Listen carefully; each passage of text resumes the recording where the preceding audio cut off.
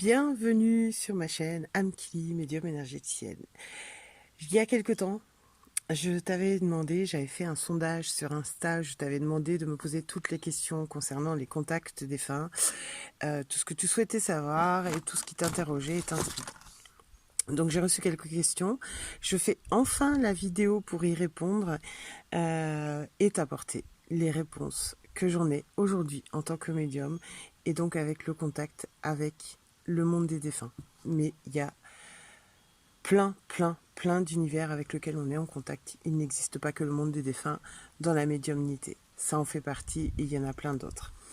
Alors, on va commencer face cam, comme d'hab, toujours même plan, setup, voilà. On reste dans la dynamique. Alors, première question que tu m'as posée, c'est utilises-tu des outils, pendule, Ouija, etc., cartes, pour faire du contact défunt? Pas du tout. Je suis médium, ce qu'on appelle médium canal. Donc je reçois, je canalise, je reçois par ma tête, en télépathie, par mon corps, dans le ce qu'on appelle le clair ressenti, etc., etc. Que je reçois les défunts de cette façon-là également. Et je pratique ce qu'on appelle l'écriture intuitive. Donc lorsque j'ai envie d'écrire et que je suis inspirée par quelque chose, j'écris. Si j'ai envie de poser des questions, je vais écrire et là je vais comprendre si c'est un défunt, si ce n'est pas un défunt, parce que je vais m'écouter et voilà, où je vais entendre quelque chose, où je vais avoir l'image de quelque chose. Alors ce n'est pas une réelle image avec mes vrais yeux, c'est une image qu'on peut appeler subliminale, c'est une image qui est translucide, etc., etc. Et le défunt m'a apporté des détails, des mots, des situations qui vont me permettre d'identifier que c'est un défunt qui me parle ou c'est un défunt qui me parle pour vous transmettre un message. Donc c'est quelqu'un que vous pouvez connaître ou ne pas connaître, avec qui vous avez pu avoir des fréquentations sur Terre ou non, plus ou moins grandes ou pas. Mais non, je n'utilise aucun outil, je n'invoque pas ce qu'on appelle invoquer les esprits. Ceux qui utilisent des outils, ils invoquent les esprits. Donc ils n'invoquent pas uniquement que des défunts. Ils invoquent tout un tas d'esprits qui nous entourent et on est entouré d'esprits bons, moins bons, et il y en a partout. Donc quand on utilise un outil, on invoque ce que vous appelez, ce qu'on appelle couramment un esprit. On invoque une entité, une énergie, on invoque quelque chose qui est autour de nous. Donc on n'est pas forcément en lien avec nos défunts. C'est pas comme ça qu'on leur parle, et c'est pas comme ça qu'on les ressent, qu'on les perçoit, et c'est pas comme ça qu'on échange et qu'on fait un dialogue avec eux. Voilà pour la première question. Ensuite, les défunts peuvent-ils être nos anges gardiens? Non. Clairement, non. Un ange reste un ange, un archange reste un archange. Il y a une forme de hiérarchie de l'autre côté énergétique parce que ce n'est pas concret, ce n'est pas réel. Une âme défunte ne peut pas être ton ange gardien. Non, pas du tout. Elle peut être là pour te protéger un certain temps sur ton parcours en fonction de ta vie, en fonction de tes besoins, en fonction de ce que tu traverses. Donc nos proches défunts, ils sont énergie, donc ils sont aussi tout autour de nous comme toutes les autres entités du monde et de la Terre et des autres univers qui se baladent tout autour de nous en permanence. Pour autant, ils vont être là à certains temps pour accompagner ton cheminement d'âme, ce qu'on appelle ton âme. Ton âme, c'est ce qui est à l'intérieur de toi. Ton corps n'est juste qu'un véhicule. Ils vont être là pour ça, pour accompagner, en fonction de ce qu'ils ont choisi de faire aussi une fois partis de l'autre côté, comme contribution auprès de toi ou auprès d'autres personnes, auprès d'autres âmes sur Terre. Pour autant, ils sont ici à tes côtés et partout à la fois. Après, dans ce partout à la fois, effectivement, ils vont avoir des missions d'accompagnement, des missions de connaissance, des missions de techniciens, bref, divers et variés, dont la mission de protection de certaines âmes. Ils peuvent intervenir dans ce cadre-là, ils peuvent être tes protecteurs, ceux qui t'accompagnent dans ta vie, parce que ça va être avec eux que tu vas avoir le plus d'interactions, que tu vas te sentir le plus à l'aise. Donc ils vont choisir de continuer à t'accompagner tout au long de ta vie. Pour autant, ce ne sont pas du tout des anges gardiens. Ils n'ont pas l'énergie des anges gardiens, pas du tout. Ils ont l'âme étant continuellement en chemin, qu'elle soit sur Terre, qu'elle soit de l'autre côté, dans un autre univers. Donc elle continue son chemin, elle continue de grandir, elle continue d'évoluer, elle continue de progresser, elle continue de travailler, elle continue de propager, elle continue de diffuser. Donc elle a ce rôle-là. Les âmes ont ce rôle-là et ces missions principales-là. Donc, ce ne sont pas des énergies qui sont aussi grandes que des énergies d'anges gardiens ou d'anges tout court ou de guides ou d'archanges, etc., etc. Non, elles sont... je ne dis pas qu'il n'y a pas de grandes âmes défuntes, ça n'a rien à voir. Il y a des grands messagers défunts, il y a des grandes âmes défuntes qui font qui s'occupent des contrats d'âmes, qui s'occupent de plein de choses. Pour autant, ce n'est pas leur mission parce qu'elles ont aussi vocation, peut-être, et certainement même beaucoup d'entre elles, à se réincarner, donc ici sur Terre ou ailleurs dans d'autres dimensions. Donc elles sont toujours en train de grandir. Donc elles ne sont pas des anges gardiens. Voilà. Ensuite, on me demande si j'ai déjà eu affaire à des esprits négatifs ou qui cherchent à faire du mal. Alors oui et non, il n'y a pas besoin d'être mort ou d'être une âme défunte pour être dans ce genre d'action. Donc déjà, voilà, ça c'est lié à toutes les sitcoms, les fictions, les films, les esprits, justement, appeler des entités, etc., des énergies. Ça, c'est lié vraiment à tout ça. Alors oui, il y en a. Tant qu'on va pas les provoquer, les chercher... généralement, elles sont pas trop chiantes. Des âmes défuntes qui sont perturbées, il y en a aussi. Oui, j'ai eu affaire à ce genre d'âmes qui ne m'ont pas attaqué. J'ai jamais subi ce qu'on appelle des attaques qui auraient pu entraver ma vie ou engendrer des problématiques dans mon corps physique, etc., etc. J'ai eu des âmes défuntes entités, ce qu'on appelle entités, qui ont pu se coller, entre guillemets, à mon corps énergétique un certain temps, parce qu'elles étaient paumées, parce qu'elles avaient besoin de puiser sur une énergie vitale terrestre pour pouvoir exister et continuer. Ça arrive à tous les médiums du monde, ça arrive à plein de gens sur Terre qui ne s'en rendent même pas compte tous les jours de leur vie.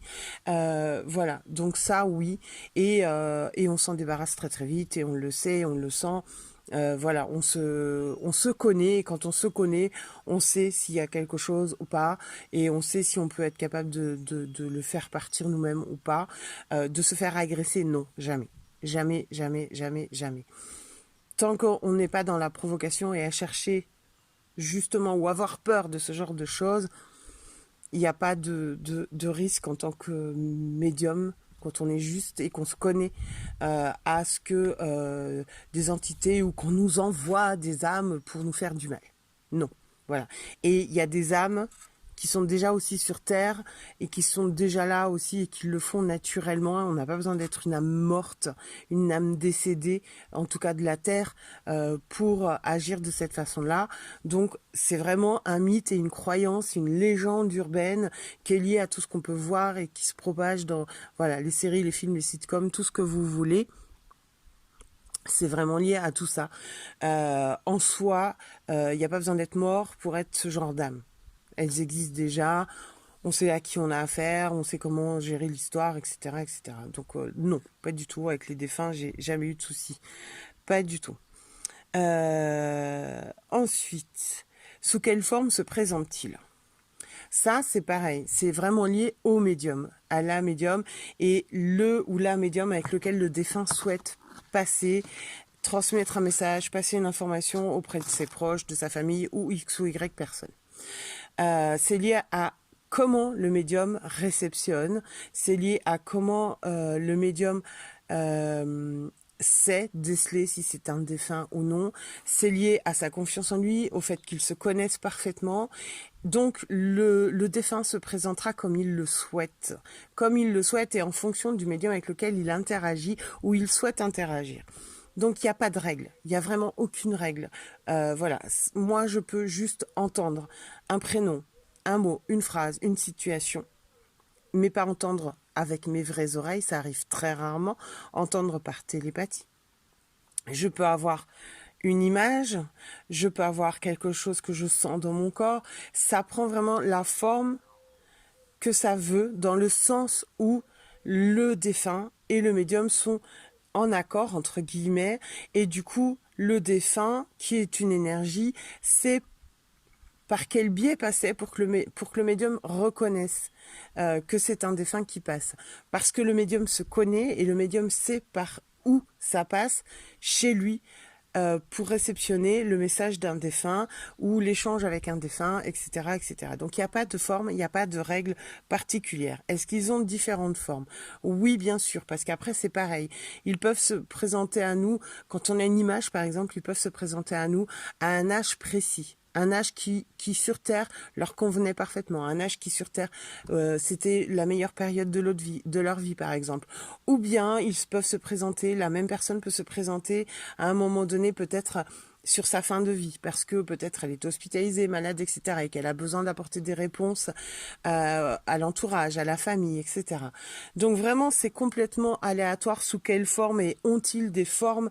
C'est complètement aléatoire. Ce sont des énergies. Donc après, ils envoient l'image, le mot, la sensation qu'ils veulent et en fonction du médium avec lequel ils souhaitent passer. Ça, c'est pareil. Ça ne dépend pas c'est pas le médium qui va vous dire, ah oui, je le capte, non, je le capte pas. C'est le défunt qui choisit le médium et c'est le défunt qui choisit de se présenter comme il le souhaite.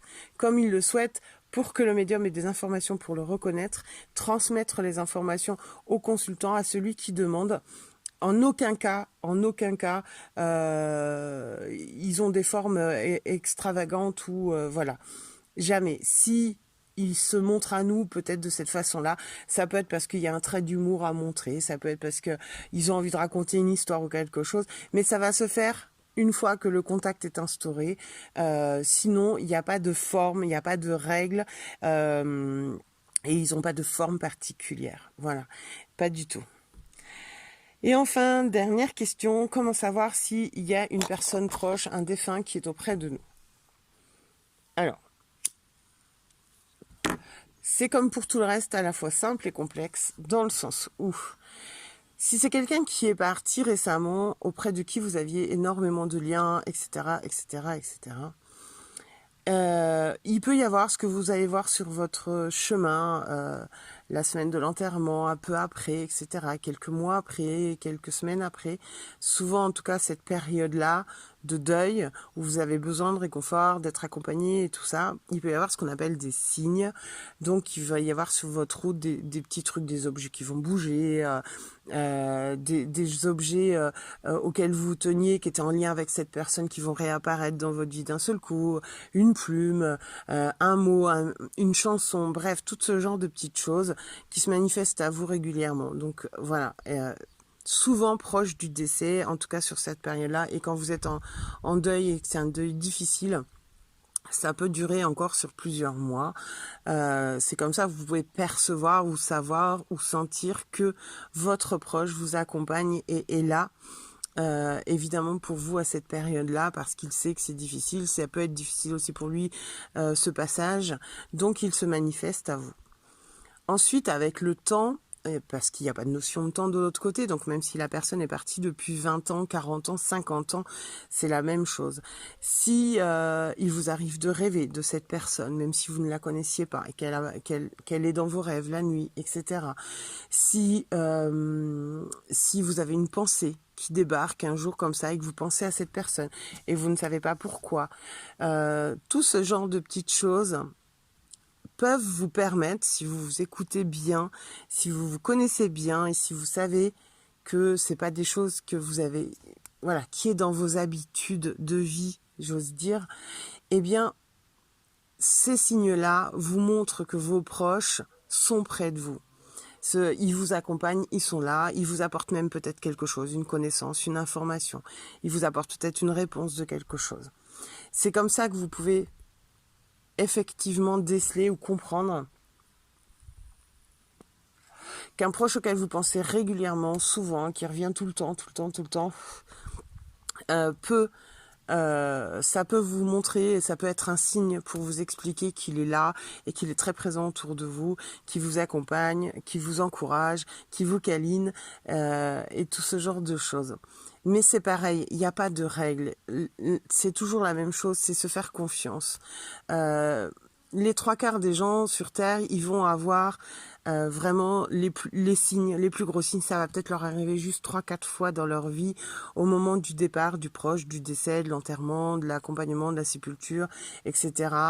Des enquêtes de justice, il y a enquête où ils vont se manifester par différents biais, ou paf, d'un seul coup apporter, il va y avoir... quand je pense des fois voilà, aux accidents de voiture, etc., ou aux enquêtes, paf, d'un seul coup, il y a comme c'est le beau moment pour avoir l'information, c'est le beau moment pour prouver que la situation, elle était due à ci, ça ou ça, et paf, la preuve va arriver, la preuve va débarquer. Parce que vous aurez eu besoin de cheminer, parce que lui là aura eu besoin de cheminer, parce que ce sera le moment, parce que devant le tribunal ce sera le moment et que tout sera en place, ce genre de choses. Il y a plein de trucs comme ça. Donc c'est là que vous comprenez qu'ils sont toujours là et toujours présents. Dans vos rêves aussi, des rêves récurrents avec ces personnes qui sont parties, ils viennent vous voir, ils viennent vous parler, ils viennent vous faire un câlin. Bref, vous pouvez vivre des rêves éveillés, des rêves hyper réalistes.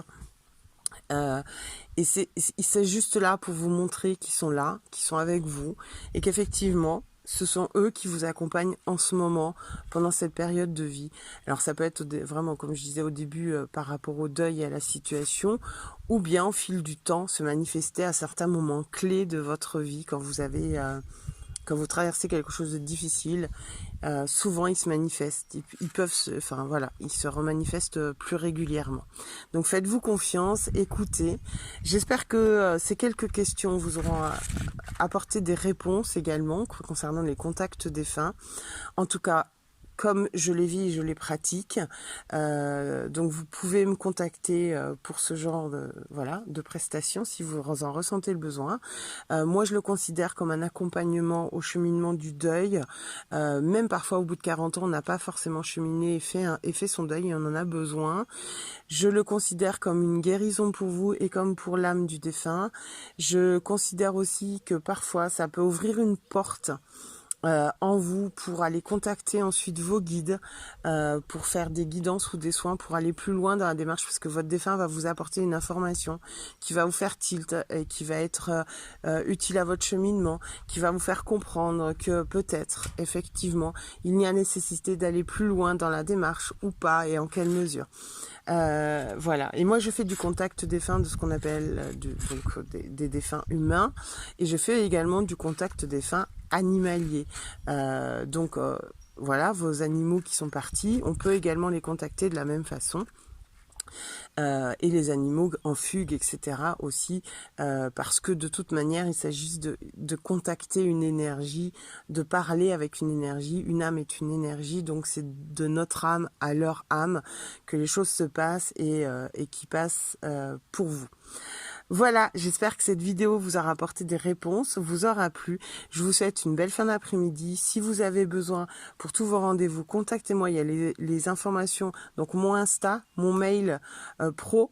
Et voilà, pour vos demandes de rendez-vous, de soins, de contact défunt, de guidance, de voyance.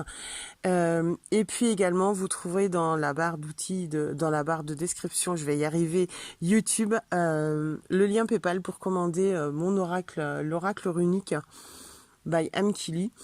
Voilà, et participer gratuitement du coup à l'atelier initiation en octobre, sur lequel je vous présenterai donc les runes et le jeu des runes et comment on s'en sert.